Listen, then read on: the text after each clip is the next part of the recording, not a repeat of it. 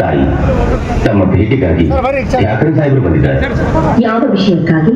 ಮನ್ರು ಒಪ್ಪಂದದ ವಿಷಯ ತಮ್ಮೊಡನೆ ಚರ್ಚಿಸಬೇಕಂತ ಕರೆದುಕೊಂಡು ಬನ್ನಿ. ಆಗಲಿ ತಾಯಿ.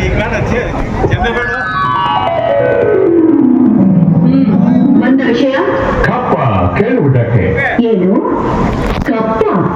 ಹೌದು, ಮಾಂಡ್ರು ಸಾಹೇಬರ ಒಪ್ಪಂದದ ಪ್ರಕಾರ ನೀವು ಕೊಡಲೇಬೇಕು. ಕಬ್ಬು ತಿನ್ನುವುದಕ್ಕೆ ಬಿಟ್ಟ ತಪ್ಪಿಗೆ ಕೋಳಿಯನ್ನು ಬೇರೆ ಕೊಡಬೇಕೇನು?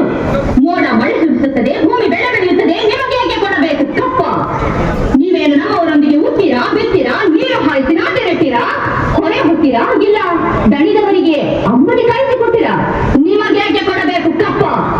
ನೀವೇನು ಅಣ್ಣ ತಮ್ಮಂದಿರೇ, ನೆಂಟರೇ, ಗಿಟ್ಟರೆ, ದಳವಾದಿಗಳೇ? ನಿಮಗೆ ಹೇಗೆ ಕೊಡಬೇಕು ಕಪ್ಪ? ಮಗಾನಿ ನಡುಗೆ ಸಾಯಬೇಡ, ಕುಳಿತುಕೋ. ಇಂಥ ಕಷ್ಟದಲ್ಲೂ ಇಷ್ಟೊಂದು ತಪ್ಪವೇ?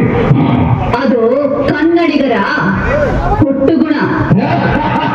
ಹೀಗೆ ಜಂಬ ಕೊಟ್ಟಕೊಂಡ ಮೈಸೂರು ಮಣ್ಣು ಪಾಲಾಯಿತು. ಅದು ನಿಮ್ಮ ವೀರತ್ವದಿಂದಲ್ಲ, ವಂಚನೆಯಿಂದ. ಮೈಸೂರನ್ನು ಹಾಳು ಮಾಡಲು ಮರಾಠರನ್ನು, ಮರಾಠರನ್ನು ಹಾಳು ಮಾಡಲು ಮತ್ತೊಬ್ಬರನ್ನು ಎತ್ತಿ ಕಟ್ಟುತ್ತಾ ಇಡೀ ಹಿಂದೂ ದೇಶವನ್ನೇ ನಯವಂಚನೆಯಿಂದ ನುಂಗಲು ನಿಂತಿರುವ ನರಿಯ ಜಾತಿಯವರಲ್ಲವೇ ನೀವು? ಕಿತ್ತೂರು ರಾಣಿಯ ಎದುರು ಕಪ್ಪ ಕೇಳುವವರ ನಾಡಿಗೆ ಸೀಳಿ ಹೋದಿತು. ರಾಣಿ ಸಾಹೇಬ, ನೀವು ಕಂಪನಿ ಕಟ್ಟಲು ಬೀಳಿಸಿದ್ದೀರಿ.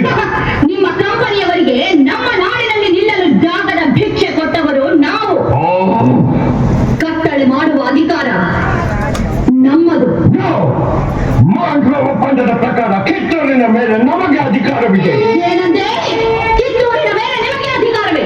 ಕಿತ್ತೂರು ನಿಮ್ಮಪ್ಪ ತಾತಂದಿರು ಗಳಿಸಿದ್ದ ಆಸ್ತಿ ಏನು? ಗಂಗಲು ನಾಯಿಗಳಿಗೆ ರೊಟ್ಟಿಯನ್ನು ಚೆಲ್ಲಿ ಅಂಡ